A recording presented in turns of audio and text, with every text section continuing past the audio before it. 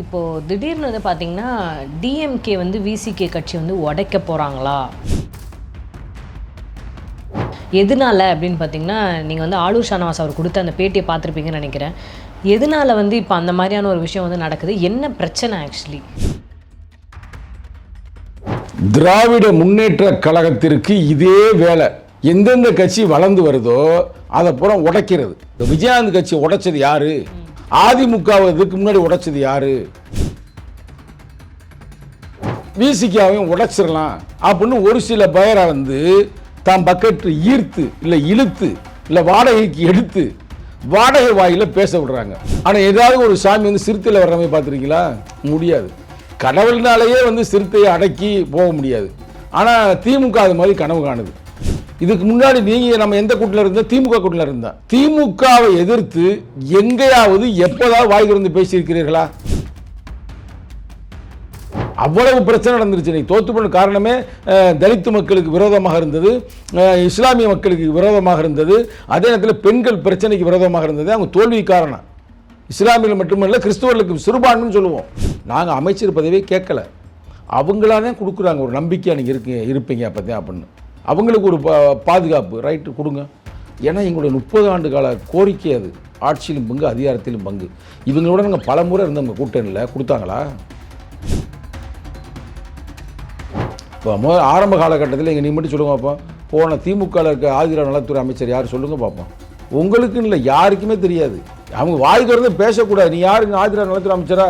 ஊரில் எப்படி சரி ஒரு மூலமாக இருக்குது, மூலையில் இருக்குது, அது மாதிரி நீங்கள் அமைதியாக இருக்கு. நீங்கள்லாம் வந்து சேர்லாம் கொடுத்தாலும் கொடுக்கலான்னு தெரியல.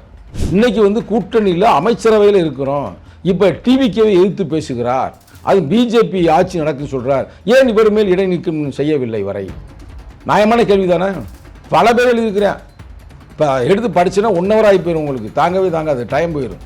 இவர் வந்து டிஎம்கேவை வந்து நட்பு தொடர்கிறதுன்னு சொல்கிறாங்க. டிஎம்கே தான் வந்து இந்த கட்சியை வந்து காலி பண்ணணும்னு பார்க்குறாங்க. அப்போ டிஎம்கே யாருக்கு தான் உண்மையாக இருப்பாங்க? டிஎம்கே யாருக்குமே உண்மையாக இருக்க மாட்டாங்க. அவங்க குடும்பத்துக்கு தான் உண்மையாக இருப்பாங்க. அப்போ இந்த தம்பி வந்து சோபா மேட்டரில் வந்து தலைவரை கேவலமாக பேசினாங்க. சோபா சோபா சோபா அப்படின்ற மாதிரி. அப்போலாம் அவர் வாய் கொடுத்து பேசியிருக்கணும்ல. இப்போ வந்து நீங்கள் தமிழ் தேசிய எழுச்சி மாநாடு வந்து நடத்த போகிறீங்க. ஸோ அதுக்கு அந்த இது முகூர்த்தக்கால் நடுறதுக்கு வந்து ஐயருங்கெல்லாம் கூப்பிட்டு ஏதோ பண்ணியிருக்காங்கன்றது அது ஒரு விமர்சனமாக வந்து போயிட்டுருக்கு.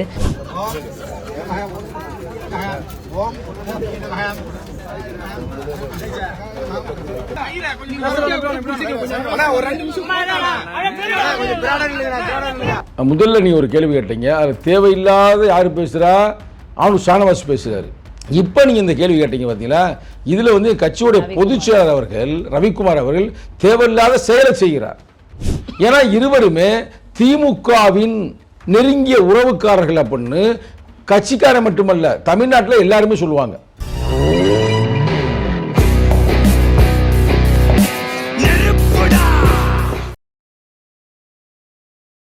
இப்போது திடீர்னு வந்து பார்த்தீங்கன்னா டிஎம்கே வந்து விசிகே கட்சி வந்து உடைக்க போகிறாங்களா, அதை வந்து என்ன பண்ண போகிறாங்கன்ற ஒரு பேச்சு வந்து போய்கிட்டு இருக்கு. எதனால அப்படின்னு பார்த்தீங்கன்னா, நீங்கள் வந்து ஆளூர் ஷானவாஸ் அவர் கொடுத்த அந்த பேட்டியை பார்த்துருப்பீங்கன்னு நினைக்கிறேன். எதனால வந்து இப்போ அந்த மாதிரியான ஒரு விஷயம் வந்து நடக்குது? என்ன பிரச்சனை ஆக்சுவலி? திராவிட முன்னேற்ற கழகத்திற்கு இதே வேலை. எந்தெந்த கட்சி வளர்ந்து வருதோ அதை பூரா உடைக்கிறது. இப்போ விஜயகாந்த் கட்சி உடைச்சது யாரு? அதிமுகவை இதுக்கு முன்னாடி உடைச்சது யாரு? பல பேரை. இது வந்து திமுகவுடைய புத்தி.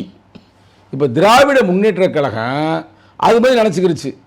விசிகாவையும் உடைச்சிடலாம் அப்படின்னு ஒரு சில பயரை வந்து தான் பக்கெட்டு ஈர்த்து இல்லை இழுத்து இல்லை வாடகைக்கு எடுத்து வாடகை வாயில பேச விடுறாங்க.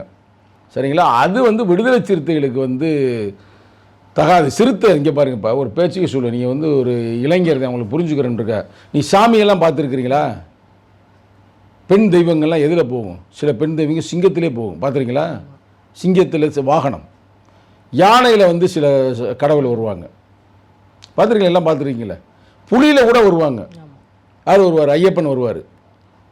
நீ எடுத்து பாருங்கள். அதுமாதிரி இதில் கூட வருவாங்க. யார் பெரிய விருதில் குதிரையில் கூட வர்ற, குதிரையெல்லாம் வர்ற ஆள் இருக்குது, ஐயனார்லாம் வருவாங்க. ஆனால் ஏதாவது ஒரு சாமி வந்து சிறுத்தையில் வர்ற மாதிரி பார்த்துருக்கீங்களா? முடியாது. கடவுள்னாலேயே வந்து சிறுத்தையை அடக்கி போக முடியாது. ஆனால் திமுக அது மாதிரி கனவு காணுது. கண்டுக்கிட்டு இப்போ 2-3 பேரை அதே வாடகை வாயின்னு சொன்னல, வாடகை வாயை கூட்டியாந்து பேசுதுங்க, செய்கிறாங்க. இப்போ நீ ஏன் எது கேள்வி கேட்குறீங்க எனக்கு புரிஞ்சிருச்சு. என் கட்சியுடைய முதன்மை செயலாளர் ஆனூர் ஷானவாஸ் அவர்கள் ஒரு குறிப்பிட்ட ஒரு தொலைக்காட்சியில் உட்காந்துக்கிட்டு அவர் பேசுகிறார், டைலாக் பேசுகிறார். அவர் பேசுகிறத நம்ம பாராட்டும், ஒன்றும் பிரச்சனை இல்லை. இந்த ஒரு கூட்டணியில் இருக்கிறீங்க, அந்த கூட்டணி கட்சியாக இருந்தாலும் கூட தப்பு செஞ்சால் தட்டி கேட்போம். தட்டி கேட்க வேண்டியது நமது உரிமை, மக்களின் பக்கம் என்று நீங்கள் கேட்கணும். இதுக்கு முன்னாடி நீங்கள் நம்ம எந்த கூட்டணியில் இருந்தோம்? திமுக கூட்டணியில் இருந்தோம். திமுகவை எதிர்த்து எங்கேயாவது எப்போதாவது வாய் திறந்து பேசியிருக்கிறீர்களா? எங்கள் தலைவர் தொடர்ந்து பலமுறை பேசியிருக்கிறார். வேங்கவேல் பிரச்சனைக்கு 4 முறை ஆர்ப்பாட்டம் நடத்தியிருக்கிறார். எப்பெல்லாம் ஆணவ படுகொலை வருதோ கேள்வி கேட்டிருக்கிறார். இந்த தம்பி எங்கேயுமே பேசினதில்லை வாயை திறந்து. அவ்வளவு பிரச்சனை நடந்துருச்சு. நீ தோத்து போன காரணமே தலித்து மக்களுக்கு விரோதமாக இருந்தது, இஸ்லாமிய மக்களுக்கு விரோதமாக இருந்தது, அதே நேரத்தில் பெண்கள் பிரச்சனைக்கு விரோதமாக இருந்தது. அவங்க தோல்வி காரணம் இஸ்லாமியர்கள் மட்டுமல்ல, கிறிஸ்துவர்களுக்கு சிறுபான்மைன்னு சொல்லுவோம். அதே அவங்க தோல்விக்கு காரணம். ஆனால் அந்த தம்பியை எங்கேயுமே வாயை திறந்து பேசினதே இல்லை. ஆனால் இன்றைக்கி நல்லா கேட்டுக்க, நீ கேட்ட கேள்வி சூப்பர். இன்றைக்கி நாங்கள் இப்போ தான் ஒரு கட்சியில் ஆதரவை நாங்கள் கொடுக்குறோம். 15 வருஷம் திமுகவோட இருந்துட்டோமுங்க. திமுக விட்டு வெளியேற வேண்டிய ஒரு சூழ்நிலை வருது. ஏன் வெளியில் வருதுன்னா, அது நிறையா பேருக்கு தெரியாது. எங்கள் தலைவர் பலமுறை பேசியிருக்கிறாரு. இவங்க ஜெயிச்சிட்டார் விஜய் அவர்கள். ஆனால் அவர் ஆட்சியை பிடிப்பதற்கு 2 பேர் பத்தலை. ஆட்சினா அவர் முதல்வராவதற்கு. அப்போ நாங்கள் சப்போர்ட் கொடுக்குறோம். வரலாற்று முக்கியமான இடம். அன்றைக்கி மட்டும் நாங்கள் கொடுக்காமல் நாங்கள் விட்டுருந்தோம்னா ஆட்டோமேட்டிக்காக ஆளுநர் ஆட்சி வந்திருக்கு. ஆளுநர் ஆட்சி வந்திருந்தால் இந்த ஆளுநர் ஷானவாஸ் சொன்னார்ல, அந்த பிஜேபி ஆட்சி அப்பயே வந்திருக்குது. அதை தடுத்தவர்கள் தான் விடுதலை சிறுத்தைகள், தடுத்தவர் தான் எழுச்சி தமிழர். அப்போலாம் தம்பி எங்கேயே தூக்கிக்கிட்டு இருந்தார், சீட்டு கிடைக்கல. அந்த வருத்தத்தில் எங்கே போய் நல்லா உறக்கத்தில் இருந்தாரா இல்லை எங்கே வெளிநாடு போயிட்டாரான்னு தெரில. அவர் திடீர்னு வர நான் 3 மாதம் ரொம்ப அப்சர்வ் பண்ணிட்டு வரேன் பண்ணுறாரு. அப்போ 3 மாதம் நாங்களாம் தூங்கிக்கிட்டு இருந்தோமா? அப்போ இந்த சூழ்நிலை இவர் இப்படி பேசுகிறார். அப்போ நாங்கள் ஆதரவு கொடுக்கவுமே அவர் விஜய் என்ன சொல்கிறாருன்னா, அண்ணனுடைய பெரிய கோட்பாடு ஆட்சியிலும் பங்கு அதிகாரத்திலும் பங்கு. அது ஏற்கனவே ஆனூர் ஷானவாஸ் பல முறை பேசியிருக்கிறாரு. அப்போ நம்ம கொடுப்போம் அவங்களுக்கு. அப்போ தானே அவர் ஸ்ட்ராங். நாங்கள் கேட்கலைங்க, நாங்கள் அமைச்சர் பதவியே கேட்கலை. அவங்களா தான் கொடுக்குறாங்க. ஒரு நம்பிக்கையாக நீங்கள் இருப்பீங்க அப்போ தான் அப்படின்னு.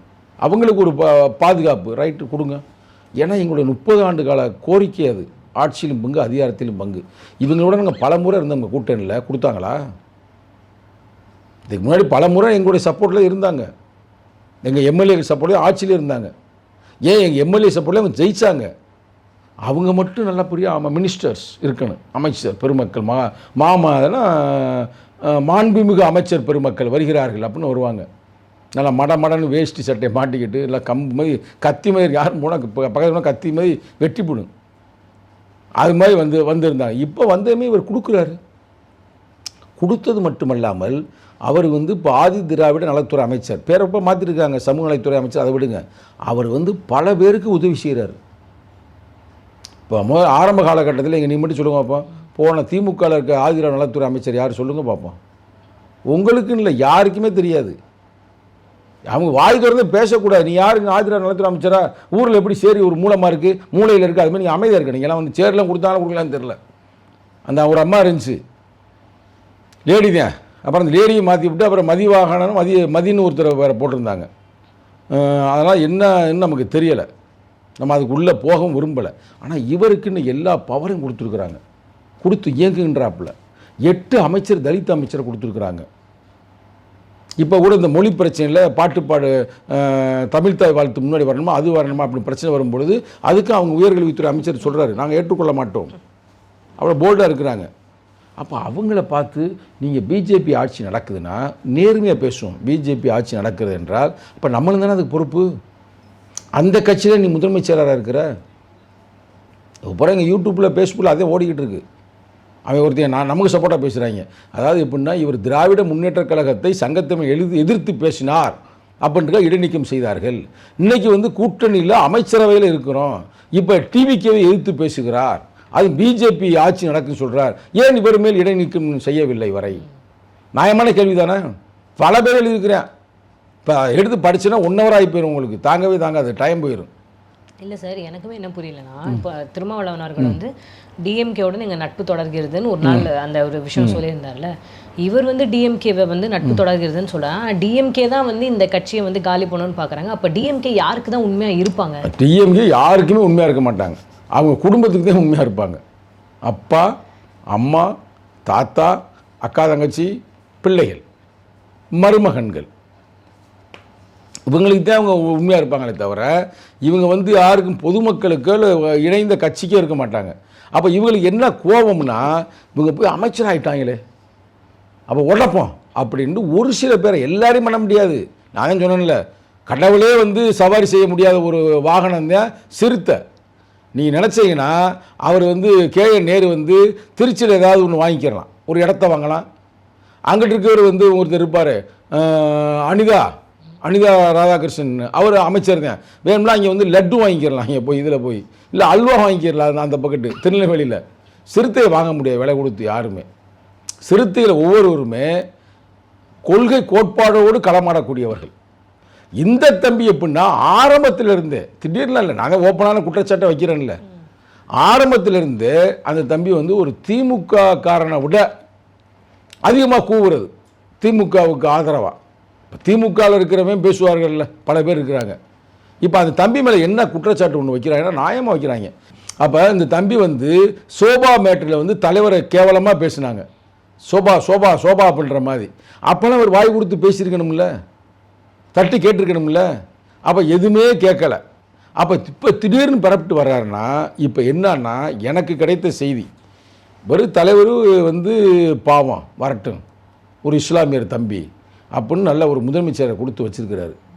ஆனால் அவர் ஏதோ வாரியம் வந்து முயற்சி பண்ண மாதிரியும், வாரியம் வாங்கலாம்னு நினச்ச மாதிரியும், அந்த வாரியம் வந்து டிவிக்கு கொடுக்க முடியாது அப்படின்னு சொன்ன மாதிரி இருந்தனால தான் இப்போ பேசுகிறார் அப்படின்னு செய்தி தான் வருது. நான் ஒன்றும் இப்போ நேரடியாக ப்ரூவ் பண்ண முடியாது. அப்போ அதெல்லாம் ஒரு காரணமாக இருக்கலாம். அப்போ இது மாதிரி நீங்கள் வந்து அது ஏன் உண்மைன்னு வருதுன்னா, இப்போ நான் வந்து திமுகவை எதிர்த்து பேசினேன்னா தலித்து மக்களுக்கான பிரச்சனை நடந்துச்சு, அதுக்காக நான் பேசினேன். தலித்து மக்கள் என்பது யார்? இந்த கட்சியில் ஒரு முக்கியமான ஒரு ஒடுக்கப்பட்ட மக்களுக்காக போராட வேண்டும் அப்படின்னு தான் கட்சியை ஆரம்பிக்கிறான். அப்போ தலித்து மக்கள் பிரச்சனையை தீர்ப்பதற்கே வழியே இல்லைன்னா அப்போ அது கட்சியே இல்லைல்ல.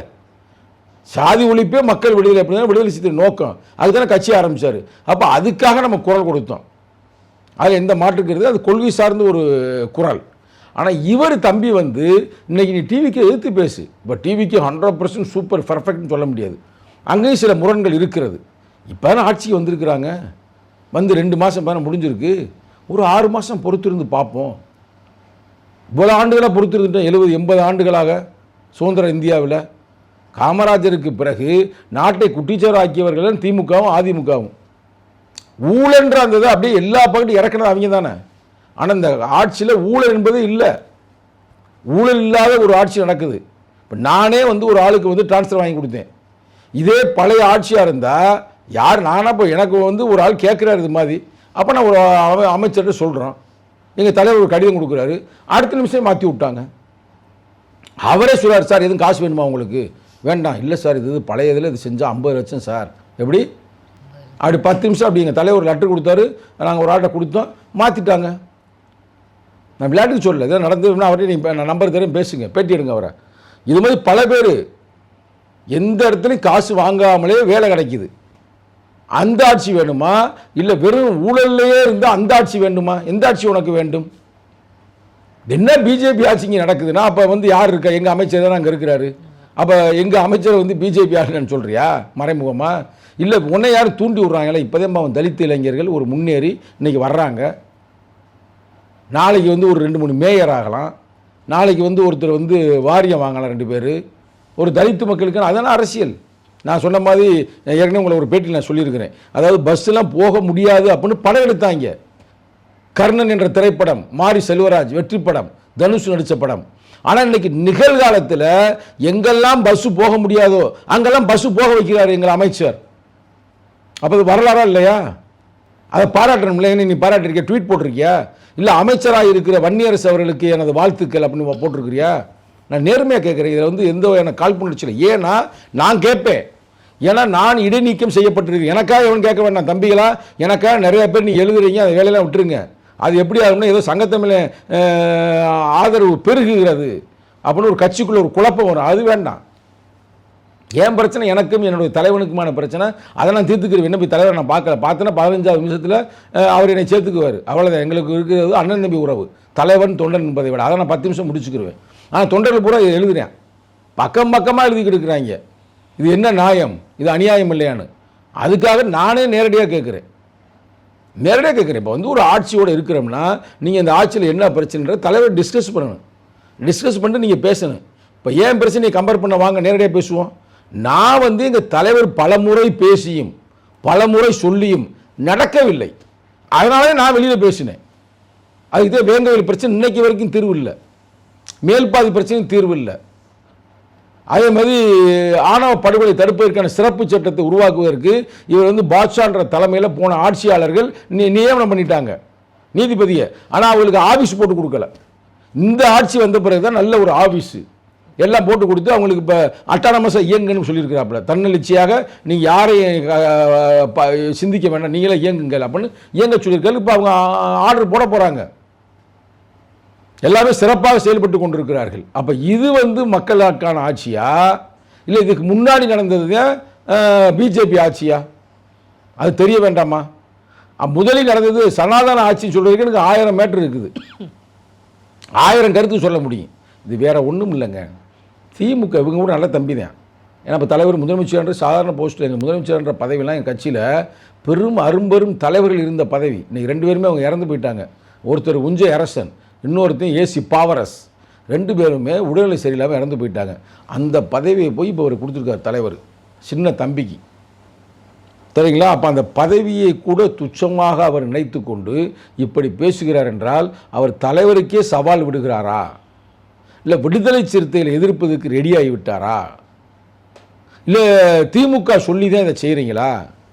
நீ கேட்ட கேள்வி சரியான கேள்வி. திமுக விசிகாவை உடைக்க பார்க்கிறதா அப்படின்றது உங்களோட கேள்வியை நான் வந்து உண்மையிலே வந்து வரவேற்கிறேன். இது வந்து கேள்விக்கு பதில் சொல்ல வேண்டியது யாருன்னா, யார் சொல்லணும் இந்த நேரத்தில்? திமுக தான் சொல்லணும். இல்லைங்க நாங்கள் உடைக்கலாம் விரும்பலை, எங்களுக்கு அதுக்கு சம்மந்தம் இல்லை, அவங்களாம் உடைச்சிக்கிறாங்க அப்படின்னு ஏதாவது நீங்கள் சொல்லுங்கள், நம்ம பேசிக்கிறோமே தவிர இதை வந்து நம்ம சொல்கிறதுக்கு ஒன்றும் இல்லை. இப்போ வந்து நீங்கள் தமிழ் தேசிய எழுச்சி மாநாடு வந்து நடத்த போகிறீங்க. ஸோ அதுக்கு அந்த இது முகூர்த்தக்கால் நடுறதுக்கு வந்து ஐயருங்கெல்லாம் கூப்பிட்டு ஏதோ பண்ணியிருக்காங்கன்றது அது ஒரு விமர்சனமாக வந்து போயிட்டுருக்கு. என்ன பிரச்சனை நடந்துச்சு, எதனால இந்த தேவையில்லாத விமர்சனம் சார்? முதல்ல நீ ஒரு கேள்வி கேட்டீங்க, அது தேவையில்லாத யார் பேசுகிறா? அவனு ஷானவாஸ் பேசுகிறாரு. இப்போ நீங்கள் இந்த கேள்வி கேட்டீங்க பார்த்தீங்களா, இதில் வந்து கட்சியோடைய பொதுச் செயலாளர் அவர்கள் ரவிக்குமார் அவர்கள் தேவையில்லாத செயலை செய்கிறார். அவர் தேவையில்லாத செயலை பேசுகிறார், இவர் தேவையில்லாத செயலை செய்கிறார்கள். இப்போ இந்த தேவையில்லாத செயலை செய்ய சொன்னது யாரு, அவரை பேச சொன்னது யாரு? ஏன்னா இருவருமே திமுகவின் நெருங்கிய உறவுக்காரர்கள் அப்படின்னு கட்சிக்காரன் மட்டுமல்ல தமிழ்நாட்டில் எல்லாருமே சொல்லுவாங்க. அதுக்காக நான் சொல்ல முடியாது, நான் இடைநீக்கத்தில் இருக்க நான் சொல்ல முடியாது. அப்போ இவங்க 2 பேரும் திட்டமிட்டு தான் இதெல்லாம் செய்கிறாங்கன்னு சொல்லிட்டு அப்படின்னு தான் வெளியில் செய்தி கிடைத்து கொண்டு இருக்கிறது.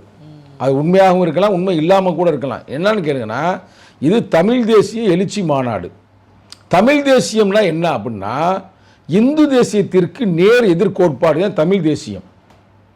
இந்து தேசியம் என்றால் என்னன்னா, அதாவது பிராமணிய தேசியம் தான் இந்து தேசியம். பிராமணிய கோட்பாடுகள், பிராமணிய கோட்பாடுகள் என்றால்னா பிறப்பு ரீதியாகவே உயர்வு தாழ்வு பார்ப்பது, பெண்களை அடிமையாக நினைப்பது, இதுதான் பிராமணிய கோட்பாடு.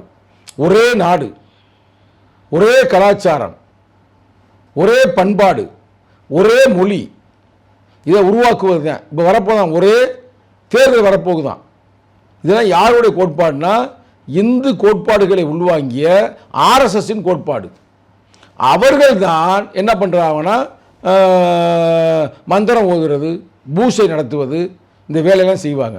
இப்போ இவர்கள் படித்த அறிஞர்கள் தானே, அவங்களே இந்த செயலை செய்கிறார்கள் என்றால் தெரியாமல் ஒன்று செஞ்சாங்கன்னு நினச்சிக்க கூடாது. தெரியாமல் வந்து அவங்க என்ன சொல்கிறாங்கன்னா, இப்போ என்ற விஷயம் பேசுகிறாங்கன்னா, அங்கே வந்து ஒரு சப்கான்ட்ராக்ட் ஜேபின்னு ஒருத்தர் எடுத்துருக்கிறாரு, அவர் தான் ஸ்டேஜ் போட போகிறவர், அவர் தான் வந்து லைட் கட்ட போகிறவர், அவர் தான் ஸ்பீக்கர் வைக்க போகிறவர், அங்கே வேலை பார்ப்பாங்க, அவங்க தொடர்ந்து எல்லாத்தையும் செய்வாங்கன்னு சொல்கிறார். நியாயமான கருத்து நான் ஏற்றுப்பேன். நாங்களாம் இறை பக்தி உள்ளவர்கள் தானே, ஒரு நம்பிக்கை தானே, சாமி யாருங்க எதுவும் பலியாகிடக்கூடாது அப்படின்னு ஒரு நம்பிக்கை, அது செய்யட்டும்ப்பா. அதில் போயிட்டு ஏப்போ மந்திரத்தை ஓதிக்கிட்டு இருக்கிறீங்க, அதில் ஏப்போ ஐயரை வச்சு பூஷையை போடுறீங்க? இல்லை அப்படியே போடுறாங்கன்னா அங்கே மூலையில் போட சொல்லுங்கள். நீங்கள் போய் ஏன் அங்கே உட்காடுறீங்க? கட்சியோடைய பொதுச்செயலாளர் ஏன் உட்காடுறீங்க? கட்சியுடைய 2ஆம் கட்ட தலைவர்கள், மாவட்ட செயலர் ஏன் போய் அங்கே உட்காடுறீங்க? அப்போ இதுவரைக்கும் நம்ம தலைவர் வந்து ஒரு கோட்பாட்டை உள்வாங்கி களமாடி இருக்கிறார். அந்த கோட்பாட்டத்துக்காகவே உயிர் வாழ்கிறார். திருமணம் கூட செய்து கொள்ளாமல், உங்களுக்கு கல்யாணம் பண்ணிட்டீங்க, பிள்ளை ஊட்டி இருக்குது, பேர பேத்திகள் இருக்குது, எல்லாம் நல்லா இருக்கு. ஆனால் இவர் கட்சியோடைய கொள்கை தானே இவருக்கு வந்து குடும்பம், கொடிதானே அவருடைய குழந்தைகள், அவரே சொன்னதானே. அப்போ அவ்வளவுக்கு ஆத்மார்த்தமாக உணர்வுபூர்வமாக ஒரு கட்சியை நடத்தி கொண்டிருக்கிறார். அப்போ அதில் வந்து ஒரு விழா, தமிழ் தேசியம் அப்படின்ற விழா நடத்த போகிறார். தமிழ் தேசிய எழுச்சி நாள்னு அவருடைய பிறந்த நாளை கொண்டாடுறாரு. தாயகம் தேசியம் தன்னாட்சி வெல்வோம், அதுவே தமிழர் இறையாண்மை உலகுக்கு சொல்லும். யார் நடத்துகிறார்? தலைவர் நடத்துகிறாரு. அப்போ அந்த இதில் அவர்கிட்ட கேட்டுட்டு செஞ்சீங்களா? நான் கேள்வி கேட்கல, பல பேர் கேட்குறேன். அப்போ இது வந்து தலைமைக்கே ஒரு எதிர்ப்பாக இந்த வேலை செய்கிறாங்கன்னா அது நீர்த்து போக செய்கிறதுங்க, வேற ஒன்றும் இல்லை. வீரியமான இளைஞர்கள் கட்சியை விட்டு நீர்த்து போகிறது. அப்போ வீரியமான இளைஞர்கள் இப்படி இருந்தால் அவன் என்ன நினைப்பேன்? என்னடா ஒரு ஆள் அங்கிட்ட அப்படி பேசுகிறாரு, இங்கிட்ட என்னடா ஒரு ஆள் இப்படி செய்கிறாரு, இதெல்லாம் நல்லதா, தப்பு இல்லையா அப்படின்னு அது வந்து தலைமைக்கே வந்து ஒரு சிக்கலை உருவாக்குகிறார்கள்.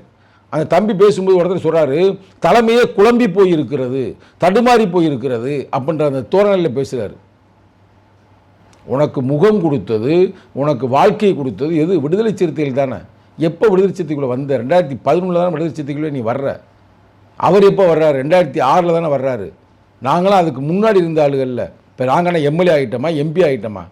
அப்போ நாங்கள் இந்த கட்சிக்காக எங்கள் சொத்துக்களை இழக்கிறோம், எங்கள் புகழ்களை, எங்களுடைய அதெல்லாம் இன்னும் சொல்ல போனால் உழைப்பை இழக்கிறோம், எல்லாத்தையும் டயத்தை இழக்கிறோம். காலம் தானே முக்கியம், எல்லாத்தையும் விட முக்கிய காலம். உங்களுக்கு இந்த விடுதலை சிறுத்தைகள் எல்லாத்தையும் கொடுத்துருக்கு. ரத்தம் சிந்தி பல இளைஞர்களுடைய வாழ்க்கையை இதில் போட்டு உழைத்து உருவாக்கி இருக்கிறார்கள். இவர்கள் வந்து எம்பி ஆன பிறகு இல்லை எம்எல்ஏ ஆன பிறகு தலைமைக்கு எதிர்ப்பாகவும் மக்களுக்கு எதிர்ப்பாகவும் செயல்பட்டால் அது எப்படி பொறுத்து கொள்ள முடியும்? ஏன் நான் இதை பேசுகிறேன்னா, நம்மகிட்ட தானே ஃபோன் பண்ணி கேட்குறாங்க, ஏன்னா இப்படி இருக்குது, நீ இடைநீக்கம் பண்ணனால இப்போ இதை யாரும் தட்டி கேட்க ஆள் இல்லைன்னு அப்படின்றாங்க. நான் கேட்பேன்டா, எனக்கு என்ன பயம்? கட்சிக்குள்ளே இருந்தாலும் கேட்பேன், கட்சியிலேருந்து இடைநீக்கம் செய்யப்பட்டிருந்தாலும் கேட்பேன். நான் என்னென்னா இது நம்ம கட்சி நினைக்கிறேன். என் கட்சி, என் மக்கள் எல்லாம் என் சொந்தம் என ஏற்கின்ற உறவுகளும் தொடர்புகளும் வேண்டும்னு எங்கள் தலைவர் சொல்லியிருக்காரு. அந்த உறவோடு தான் நம்ம இருக்கிறோம். அதனால் நம்ம கேட்குறோம். இந்த மாதிரி லாஜிக்காக சொல்கிறேங்க, பிரின்சிபலோடு சொல்கிறேங்க. ஒரு கட்சி ஒரு கொள்கை கோட்பாட்டை உருவாக்கி அதற்காகவே பயணித்து கொண்டிருக்கிறது. அந்த கொள்கை கோட்பாட்டுக்கே இழிவு வருவதைப் போல இவர் செய்கிறார். அவர் என்னன்னா, ஒரு கட்சி ஒரு அரசியல் முடிவு எடுத்துருச்சு, நம்ம வந்து போய் திமுகவை விட்டு டிவிகேட போய் நம்ம ஆதரவு கொடுப்போம். யார் முடிவு எடுக்கிறார்? தனிப்பட்ட திருமாவளவன் அல்ல, தனிப்பட்ட ரவிக்குமார் இல்லை, தனிப்பட்ட யாரும் சிந்தனை செல்வனோ சங்கத்தமிழனோ இல்லை, இல்லை ஆணு சானவாசோ இல்லை. கட்சி முடிவு பண்ணுகிறது. உயர்நிலை குழுவில் இருப்பவர்கள் மட்டுமல்ல, மொத்த கட்சியான சொல்றது. அவங்க முடிவு செய்து நம்ம போய் அங்கே போய் சேர்றோம். அதில் வந்து நம்ம ஒரு மந்திரி ஆகிறோம், நம்ம மக்களுக்கு நல்லது செய்கிறோம்னா அங்கே போய் சேர்ந்தோம்ல, கட்சி தான் சேர்ந்து இருக்கு. அவங்க பிஜேபி சொல்கிறத கேட்டு நடத்துகிறாங்கன்னா நீங்கள் வாபஸ் வாங்க வேண்டியதானே? அந்த சொல்கிற உண்மையாக போய்யா? நீ நம்ம எம்எல்ஏ கூப்பிட்டு நீ வாபஸ் வாங்கிக்கப்பா அப்போ தலைவர்கிட்ட பேசு, தலைவர் செய்ய போகிறாரு.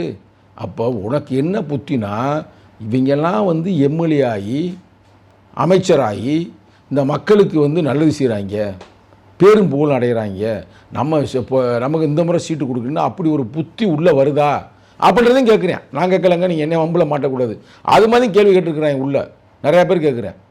இப்போத்தான் வந்து அமைச்சர் வந்த பிறகு நாங்கள் சாதாரணமாக செக்ரட்டரியேட் போகிறோம், எங்கள் மக்களுக்கான பிரச்சனையை பல லோன்கள் கொடுக்குறாரு, இளைஞர்கள்லாம் வெளிநாட்டில் போய் படிப்பதற்கான உயர்கல்வித்துறையில் இருக்கிற அந்த இது ஸ்காலர்ஷிப் அதை அதிகப்படுத்தி வாங்கி தர்றாரு, இப்போ பஞ்சமி இளங்களை மீட்டெடுப்பதற்கான வேலையை செய்து கொண்டிருக்கிறாரு. பல விஷயங்கள் தலைவரே சொன்னார். அவர் எனக்கு இப்போ அமைச்சருக்கு அவ்வளோ ஒன்றும் பெரிய நட்பு இல்லை, ஒரு 5 ஆண்டுகள் நாங்கள் பேச மாட்டோம், ஒரு முரணில். எங்கள் தலைவர் ஒரு கூப்பிட்டு சொன்னார், இங்கே பாருப்பா அவர் ஒன்று பிரதர், நீனும் அவருக்கு பிரதர், நீங்களாம் ரொம்ப நெருக்கமாக இருந்தீங்க, இப்போ ஏன் பிரிஞ்சிருக்கிறீங்க? அவர் அமைச்சர் ஆகிட்டார். அமைச்சர்னா அவர் தனிப்பட்ட அமைச்சர் இல்லை, நம்ம கட்சிக்கான அமைச்சர், நம்ம மக்களுக்கான அமைச்சர், 2 ஒற்றுமையாக இருக்குனாரு. நான் அதே நாளாக 2 பேரும் ஒற்றுமையாக ஆகிட்டோம், ஒரு பிரச்சனையும் இல்லை. யாருக்காக? மக்களுக்காக, மக்கள் நலனுக்காக அவர் இன்றைக்கி வந்து சிறப்பாக செயல்படுகிறார். அப்போ இதெல்லாம் உங்களுக்கு பொறுத்து கொள்ள முடியவில்லையா? இவர்கள் 5 ஆண்டுகள் இருந்தாங்க போன ஆட்சியில், மக்களுக்கு ஏதாவது நல்லது செஞ்சாங்கன்னா ஒன்றுமே இல்லைங்க, கேவலமுங்க. போன ஆட்சியில் திமுகவில் இவங்க தான் டெவலப் ஆகிருக்கிறாங்க. இப்போ அந்த தம்பியோடைய வரலாறு நமக்கு தெரியும். வரும்போது நம்ம தான் பார்த்தோம்ல எந்த பொசிஷனில் வந்தாங்க அப்படின்னு. இன்றைக்கி எந்த பொசிஷன் இருக்கான்னு நமக்கு தெரியுமில்ல. நான் பொருளாதார நலனை மட்டும் இல்லை, எல்லா நலனையும் நான் வந்து நுட்பமாக கவனித்த ஆளுங்க. நம்ம துபாயிலேருந்து வரும்பொழுது கூட்டி வருவாங்க, இந்த கௌதம சரணம் கூட்டு வந்தால் இவர் தாங்க ஆனூர் ஷானவாசினார். என்னங்க யாருங்க அப்படிங்க அப்படின்னு. சூப்பர் தம்பி, வாங்க தம்பி. இன்றைக்கி எங்கேயோ போயிட்டாப்புல. இது யாருடைய உழைப்பு? உன் உழைப்பு இருக்கலாம் நேரடியாக, மறைமுகமாக விடுதலை சிறுத்தையுடைய ஒவ்வொருத்தருடைய உழைப்பில் நீ வாழ்ந்து இன்றைக்கி முன்னேறி இருக்கிறாய். எங்கேயாவது ஒரு இடத்துல தலித்து மக்களுக்காக குரல் கொடுத்து போராடி வெற்றி பெற்று வாங்கி தந்திருக்கேன்னு சொல்லு. இப்போ எங்கள் அமைச்சர் வந்திருக்கிறார்ல வன்னியரசு, வந்தமே எத்தனை ரெக்கார்டு சொல்லட்டுமா, எத்தனை கருத்துக்கள் சொல்லட்டுமா? 2 மாதங்க வரலாறுங்க. 2 மாதத்தில் அவ்வளவோ வந்து வெற்றி பெற்று இருக்கிறார். நான் தனியாக அவருக்கு ஒரு இன்டர்வியூ நான் வைக்கிறேன். எங்கள் அமைச்சர் வன்னியரசு அவர்கள் எதை சாதித்து இருக்கிறார் வித்தின் 2 months. அவ்வளோ விஷயம் பண்ணியிருக்கிறாரு. அப்போ அந்த உணர்வோடு செயல்படுறாரு. நீங்கள் என்ன பண்ணீங்க 5 வருஷமா? நீ வாய் திறந்தே உன்னெல்லாம் பேசுகிறதுக்கு இது நான் வந்து இப்போ தலைவர் இடைநீக்க செய்கிறதுனால உனக்கு டிப்ளமேட்டிக்காக நான் பதில் சொல்கிறேன். இல்லைன்னா என்னுடைய பதிலே வேறு மாதிரி இருக்கும். நசமாத்தாங்க. அதனால் இப்போ வந்து பொறுமையாக அருமையாக எங்கள் தலைவர் சொல்லி கொடுத்துருக்காரு. உரிய இடமறிந்து உரையாடல் வேண்டும், வீணில் உளறிடும் வெறும் பேச்சை தவிர்த்திட வேண்டும் இருக்கிறதுலாம் நம்ம ஆன்சரு வேறு மாதிரி இருக்கும். ஆனால் தம்பி தேவையில்லாமல் திமுக சொல்கிறத கேட்டுக்கிட்டு ஏடி பூட்டியாக செய்யாத.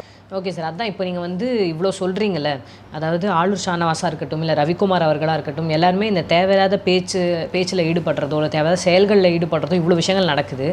அவங்க மேலெல்லாம் தலைவர் வந்து ஏதாவது நடவடிக்கை எடுக்கிறாரானே யாருக்குமே தெரியல. அப்படி எடுக்காதப்போ உங்கள் மேலே மட்டும் நீங்கள் வந்து எல்லாத்தையும் தட்டி கேட்குறீங்கன்றனால உங்களை வந்து இடைநீக்கம் பண்ணிட்டாரா, என்ன பிரச்சனை அப்படின்றத நீங்கள் எதாவது என்னைக்காவது நினச்சிருக்கீங்களா, இல்லை அவர்கிட்ட கேட்டிருக்கீங்களான்றது என்னோட முக்கியமான கேள்வி. ஏன்னா இது எனக்கு மட்டும் இல்லை, மக்களுக்குமே நிறைய பேர் உங்கள் வீடியோ கீழே கமெண்ட்ஸ் எல்லாம் நான் பார்க்குறேன். உங்களை மட்டும் ஏன் இடைநீக்கம் பண்ணார், அப்போ அவங்க மேலே ஏன் நடவடிக்கை எடுக்கலன்னு கேட்குறாங்க. அதை தாண்டி இப்போ நான் அவங்ககிட்ட காட்டுறேன், ஃபேஸ்புக்கில் வந்து உங்கள் கட்சிக்குள்ளே இருக்கிறவங்களே இந்த மாதிரி நிறைய ஃபீல் பண்ணுறாங்க. கார்த்திக் அண்ட் இளம் பெருவழுதின்னு சொல்லிட்டு 2 பேர், இவங்க 2 பேருமே வந்து ஒரு போஸ்ட் போட்டிருக்காங்க. அதை நீங்கள் படித்து பார்த்துட்டு உங்களோட கருத்துக்களை வந்து சொல்லுங்கள் சார். ஆமாம், இந்த தம்பியை மட்டுமல்ல, ஏதாவது நீங்கள் பார்த்துக்க சொல்கிறீங்க. கார்த்திக் கழகக்காரன், இளம்பெருதி மதுரைக்காரன் அப்படின்ற தம்பியை அவங்க என்ன சொல்ல வர்றாங்கன்னா, அது பெரிய டயலாக் நிறைய எழுதிக்கிறாங்க. நம்ம பேசின எழுதிக்கிறோம். என்ன சொல்கிறாங்கன்னா, சங்கத்தமிழன் வந்து திமுகவுக்கு எதிர்ப்பாக பேசினார், அதனால் இடைநீக்கம். இப்போ இவர் வந்து நம்ம கூட்டணி அமைச்சர் இருக்கிறான், தெளிவாக சொல்கிறாங்க. தம்பி என்ன சொல்கிறாங்க, நம்மளோட வரம்பு சொல்கிறாங்க. கூட்டணி ஆட்சி என்பது வேறு, கூட்டாட்சி என்பது வேறுன்றாங்க. கூட்டணி ஆட்சினா நம்ம கூட்டணியில் இருந்தால் அவங்க ஆட்சி அதிகாரத்தில் இருக்கிறாங்க. ஆனால் இது கூட்டணி ஆட்சி, கூட்டாட்சி. இன்னமும் சொல்லப்போனால் ஆட்சி அதிகாரத்தில் பங்கு பெற்று இருக்கிறான். ஒரு கூட்டணி மூலமாக அதில் வந்து வெற்றி பெற்று அவங்க மட்டும் இருப்பது வேற. இப்போ நம்ம வந்து அதில் வந்து மந்திரி சபையில் நம்ம இருக்கிறோம். அப்போ அதை வந்து ஒருத்தர் கேவலமாக பேசுகிறாரு. அப்போ ஏன் இவர் மேலே இடைநீக்கம் இல்லை அப்படின்னு அவங்க கேட்குற கேள்வி நியாயமான கேள்வி தான். இவர்கள் மட்டுமல்ல பல பேர் இப்போ கேட்டுக்கொண்டிருக்கிறார்கள். இதற்கு வந்து நிச்சயமாக தலைவர் வந்து பதில் சொல்லுவார். அப்போ நீங்கள் கேட்டீங்க உங்கள் மேலே மட்டும் நடவடிக்கை எடுக்கிறார், நான் இப்போ கூட பேசுவோம். என்னை வந்து யாரும் கேட்குறதுக்கு ஆள் இல்லை, பெரிய ஆட்கள். நான் ஒரு சாதாரண ஆள். இந்த தொண்டர்கள் தானே கேட்குறாங்க. இப்போ அவங்களெல்லாம் இடைநீக்கம் செஞ்சால் பெரிய ஏன் அங்கே இவர் இடைநீக்கம் செஞ்சால் பழைய தளபதி ஸ்டாலின் கூட கேட்கலாம், ஏங்க நீங்கள் வந்து பண்ணிட்டீங்க அப்படின்னு கூட கேட்கலாம். லிங்க் இருக்கலாம். ஏன் மோடி கூட கேட்கலாம், அமித்ஷா கூட கேட்கலாம். ஏன்னா அமித்ஷா ஃபோன் பண்ணியிருக்காருல அவருக்கு. ஏங்க அமித்ஷா வந்து இவரை அமித்ஷா கேட்கலாம், ஏங்க நீங்கள் இவரை இடைநீக்கம் பண்ணிட்டீங்க. ஏன்னா அவரே சொல்கிறல, எனக்கு ஃபோன் பண்ணார், எனக்கு இடைநீக்கம் பண்ணது காரணமே அதுதான். அவருக்கு இவர் ஃபோன் பண்ணாராம், யார், அமித்ஷா. அப்போ நான் கேள்வி கேட்டேன், அமித்ஷா என்பவர் ஆர்எஸ்எஸின் மறு உருவம், சனாதனத்தின் மறு உருவம், அவருக்கும் இவருக்கும் என்ன லிங்க்கு? அதான் நான் கேட்டது கேள்வி. அதையும் கேட்டேன் அப்படின்றத இடைநீக்கத்தின் மைய புள்ளி. அப்போ அவங்களாம் கேட்டுட்டாங்கன்னா இப்போ நம்ம கேட்குறதுக்கு ஆளே இல்லை, நமக்கு தொண்டை தானே கேட்குறேன், தொண்டை தானே இப்போ நம்மளை கேட்குறாங்க. ஆனால் வந்து ஆளும் வர்க்கம் வந்து அப்படியே இருக்க முடியாது. சாதாரண கரப்பாம்பூச்சி என்ன பண்ணுச்சு பார்த்தீங்களா, பார்க்கலையா? Cockroach party, cockroach Janata party என்னங்க பண்ணாங்க? டோட்டலாக காலி பண்ணிட்டாங்க, காலடியில் போட்டாங்க மோடி அமித்ஷாவெல்லாம். ஏன் ஆர்எஸ்எஸ் கும்பலையே. அதனால் வந்து வலியவன் எளியவன் என்று பார்க்காமல் எது நேர்மை எது உண்மை அதை நோக்கி நீங்கள் போகணும். ஜனநாயகம்ன்றது என்ன? கடைசி மனிதனுக்கும் ஜனநாயகம், எளிய மக்களுக்கும் அதிகாரம். இது எங்கள் தலைவர் சொன்னது. அப்போ வலியவனுக்கு ஒரு சட்டம், எளியவனுக்கு ஒரு சட்டமா? எங்கள் தலைவர் சொன்னதே எல்லா டைலாக்கும் அவர் டைலாக்கே சொல்லிடலாம். வலியவனை கண்டால் வளைந்து கொடுக்கும், எளியவனை கண்டால் ஏறி மிதிக்கும். சங்கத்தமிழ் எளியவன் கேட்பாரற்றவன் அடிச்சு தூக்குடா, ஒன்றும் பிரச்சனை இல்லை அப்படின்னு கூட செஞ்சுருக்கலாம். இப்போ அவங்கள தொட்டால் பெரிய சிக்கலாகும், பிரச்சனையாகும். அவங்களாம் பெரிய பணம் படைத்து இவங்க வரலாறு பூரா எங்களுக்கு தெரியும். ரைட்டாக 2006-7 அவர் என்ன பொசிஷன் இருந்தார்? ரவிக்குமார் அவர்கள். ரவிக்குமாருக்கு நம்ம என்னென்ன உதவி செய்தோ அதெல்லாம் பல வரலாறு, அதெல்லாம் கிளப்பினோம்னா என்ன பெரும் பிரச்சனை. நான் அப்படி வந்து தனிப்பட்ட விஷயத்தை நான் பேச நான் விரும்பலை. சரிங்களா? அரசியலாக பார்த்தோம்னா இது ரொம்ப சிக்கல். அதனால் திமுக வந்து இவங்களை உடைக்க பார்த்தா நம்ம தடுக்கிறோம், தடுப்பணையாக இருக்கிறோம், அரணாக இருக்கிறோம். அதுக்கு தான் நம்ம இவ்வளோ பேசி இருக்கிறோம். நான் மட்டுமா இருக்கேன், தொண்டைமுறை வரேன்ல. உங்களுக்கெல்லாம் வந்து தலைவர்கள் உங்களுக்கு சப்போர்ட்டாக இருக்கலாம், ஆனால் எங்களுக்கெல்லாம் தொண்டர்கள் சப்போர்ட்டு. ஒரு கட்சி பெருசாவதற்கும் அழிஞ்சு போவதற்கு காரணமே தொண்டன் தான். தொண்டர்கள் நினைத்தார் இன்றைக்கி வந்து ஒரு சாதாரண ஒரு நடிகர் தான் பெரிய வந்து சூப்பர் ஸ்டாராக இருந்தார். இல்லை சூப்பர் ஸ்டார் ரஜினி தானே, இவர் அடுத்த நடிகர் தானே. இன்றைக்கி யார் தமிழகத்தின் சிஎம்? யார் ஆக்குனா? தொண்டர்கள், முதலாளிகள் ஆக்கலை. இன்றைக்கி இந்த கரப்பாம்பூச்சி வெற்றி பெற்றிருக்காது யார் காரணம்? உங்களை மாதிரி தொண்டர்கள் தானேங்க, உங்களை மாதிரி இளைஞர்கள் தானேங்க, உங்களை மாதிரி பெண்கள்லாம். ஒரு பெண்லாம் வண்டியவே மறிச்சிச்சு, பார்த்தீங்களா? நீங்கள் பார்த்தீங்களா? பார்க்கல, எங்கள் அமைதியாக இருக்கிறீங்க. அப்போ இவ்வளவு செயலில் செயல்படுறாங்கன்னா என்ன அர்த்தம்? மக்கள் புரட்சி வந்து வெடிக்கிற இந்த காலகட்டத்தில் இந்த தவறுகளை யாரும் செய்யாதீர்கள் அப்படின்றது தான் எனது அன்பான கோரிக்கை. சூப்பர் சார், ரொம்ப நன்றி. ரொம்ப அழகாக நிறைய விஷயங்களை பேசுனீங்க. உண்மையாகவே ரொம்ப நன்றி சார். நன்றி, வணக்கம்.